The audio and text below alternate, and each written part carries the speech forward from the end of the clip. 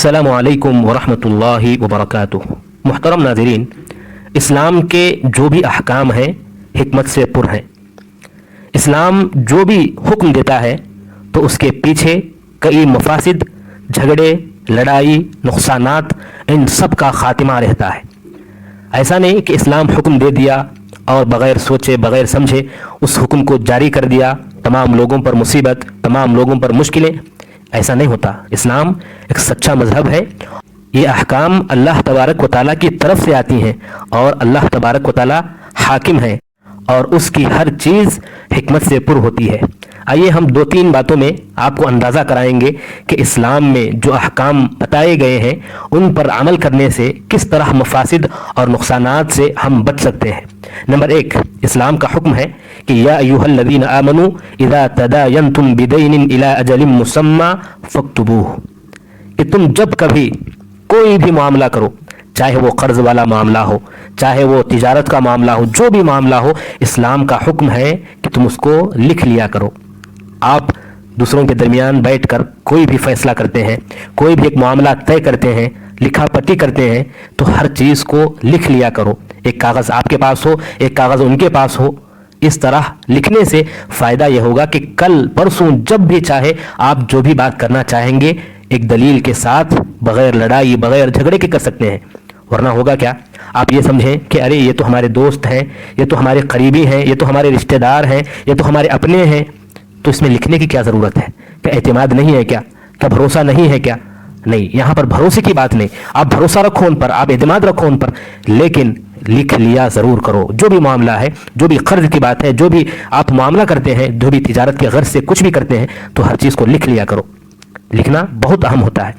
ورنہ ہوتا کیا ہے، جن دو افراد کے درمیان یہ معاملہ طے پاتا ہے، اگر اس میں کسی کا انتقال ہو گیا یا کوئی بھول گیا یا کسی نے شیطان کے وسوسے میں آ کر کوئی اور چیز سوچ لیا، تو آئندہ آنے والے لوگوں کے لیے اس میں لڑائی، جھگڑے اور نقصان پنپ سکتے ہیں۔ اس لیے اسلام کہتا ہے کہ جو بھی معاملہ کرنا ہے تو پہلے لکھ لیا کرو۔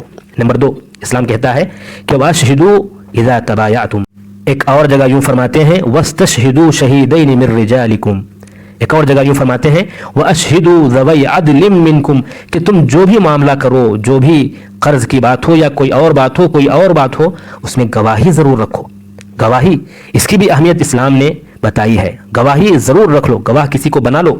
اس کا فائدہ کیا ہوگا کہ جب بھی معاملہ ہے گواہ موجود ہیں، گواہی دینے والے موجود ہیں، تو لڑائی جھگڑے دور رہیں گے آپ، اور آپ کا معاملہ بآسانی مکمل ہوگا، بآسانی آپ اپنے معاملے کو کر سکتے ہو۔ یہ گواہی یا گواہ کا فائدہ ہے۔ نمبر 3، اسلام جو سکھاتا ہے کہ فریحان مقبوضہ، کہ آپ جو بھی قرض لیتے ہو یا کوئی بھی معاملہ کرتے ہو تو آپ دلیل کے طور پر کچھ چیز رکھ دو۔ مثال کے طور پر مجھے کسی آدمی سے قرض لینا ہے، میں قرض لیتا ہوں تو میں اپنی کوئی چیز ان کو رہن دے دوں ایک چیز، بھئی یہ رکھو آپ، جب میں قرض واپس کروں گا تو مجھے وہ چیز واپس کر دینا۔ اس سے بھی کیا ہوتا ہے، آدمی لڑائی جھگڑے سے بچ سکتا ہے۔ جب واپس کرے آپ پیسے، وہ جو ہے اپنی چیز واپس لے لیں گے۔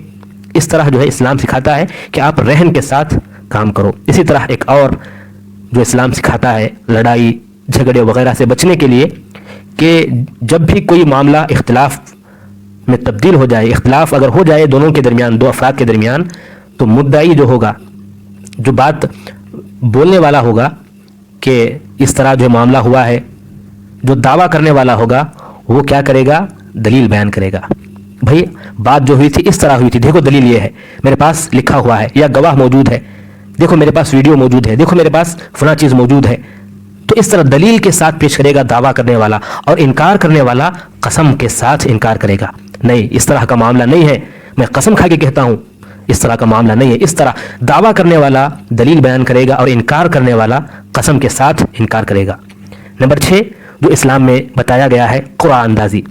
دو افراد کے درمیان اختلاف ہو گیا، دونوں ایک وہ بات کر رہے ہیں ایک یہ بات کر رہے ہیں، تو دونوں کو ایک بات پہ متفق کرنے کے لیے چلو بھی قرعہ ڈالتے ہیں، جس کا نام آ جائے ان کو جو یہ چیز دے دیں گے، ان کی بات مانیں گے۔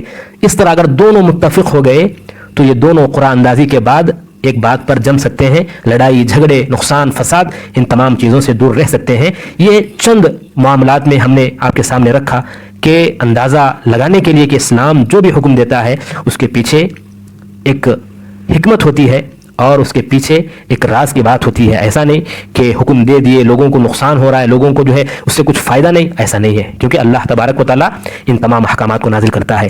آپ دوسرے معاملات میں بھی غور کریں, یہی آپ کو جو ہے خلاصے کے طور پر ملے گا. اللہ سے دعا ہے اللہ تبارک و تعالیٰ ہمیں لڑائی جھگڑے فساد سے ہمیشہ دور رہنے کی توفیق عطا فرمائے. آمین یا رب العالمین.